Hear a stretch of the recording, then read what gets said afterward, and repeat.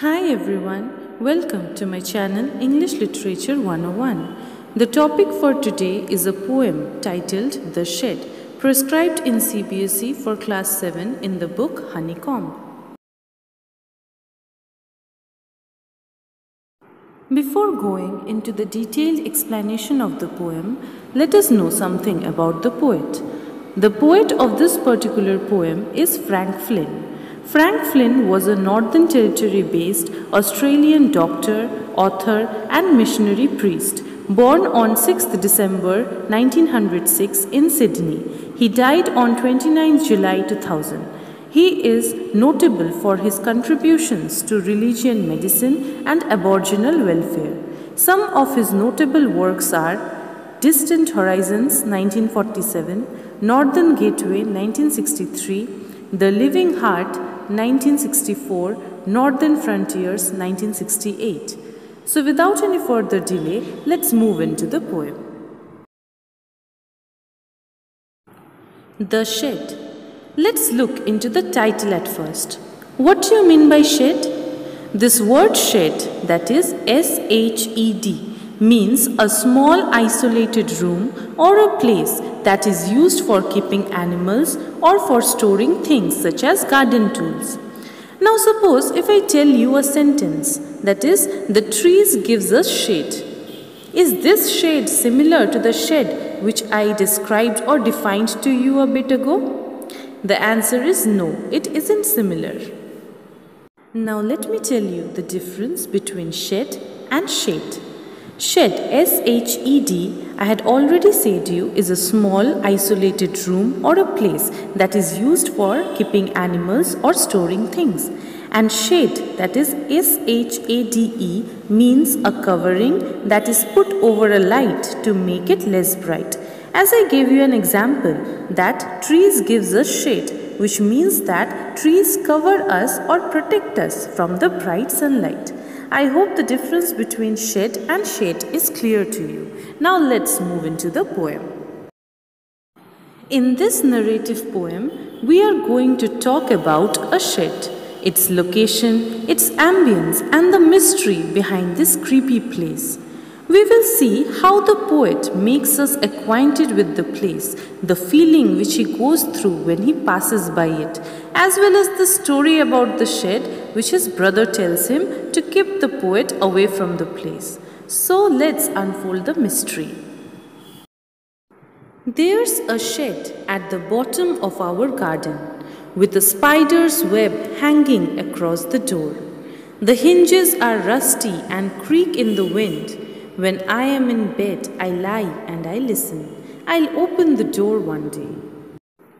In the first stanza, the poet talks about a shed located at the bottom of their garden. Or we can say the shed is located away from their main house, somewhere at the end of the garden. A spider's web is seen across the door of the shed. When the wind blows, a creaking sound is created by the rusty hinges present in the door. So all this description given by the poet about the shed points out at one thing, that is, the shed was not visited for a long time. It was in worst condition, and being unused, the doors, the hinges were all rusty and the spider web was also present. And all these things were observed by the poet as he lay on his bed, and on listening to the creaking sound by the door, the poet decided to open the door one day, and he wanted to witness everything inside the shed by himself. The mystery is building up, isn't it? Let's see what's next. There's a dusty, old window around at the side with 3 cracked panes of glass.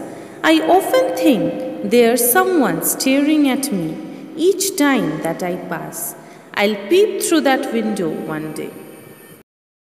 In the second stanza, the poet talks about the old, dusty window of the shed. He says that the glass windows of the shed are all broken and cracked, and each time he passes by the window, he feels someone is staring or looking at the poet from inside. But still he gains courage and says that he would peep or look through the window one day. We find that in the first two stanzas, the poet creates a creepy and horrifying ambience all around the shed, isn't it?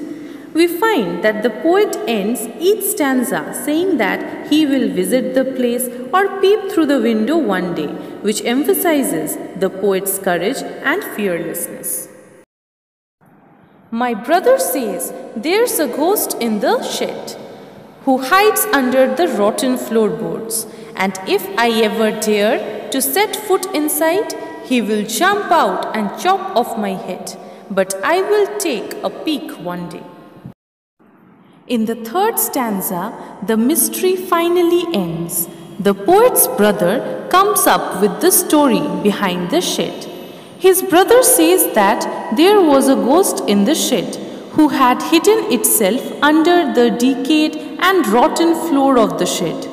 And he even warned the poet that if the poet dared to enter the shed, the ghost would come out and chop off or cut off his head.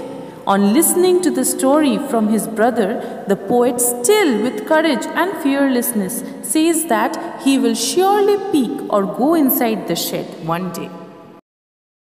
I know that there isn't really a ghost. My brother tells lies to keep the shed for his den. There isn't anyone staring or making strange noises, and the spider has been gone from his web.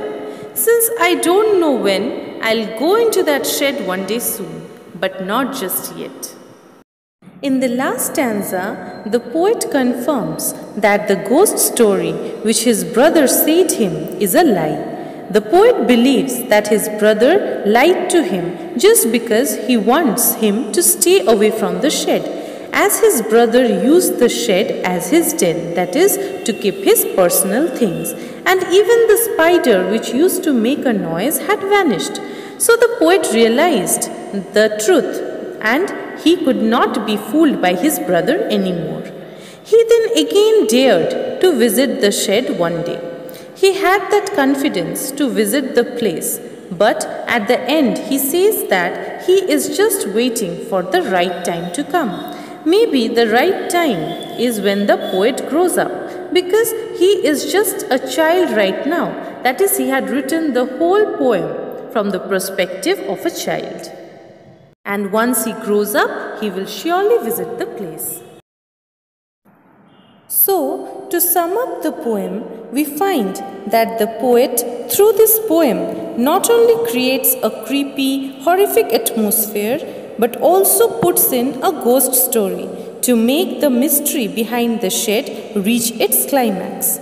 Then, by denying the ghost story and bringing out his brother's trick to stop him from going there, the poet portrays his own rationality, courage, and fearlessness.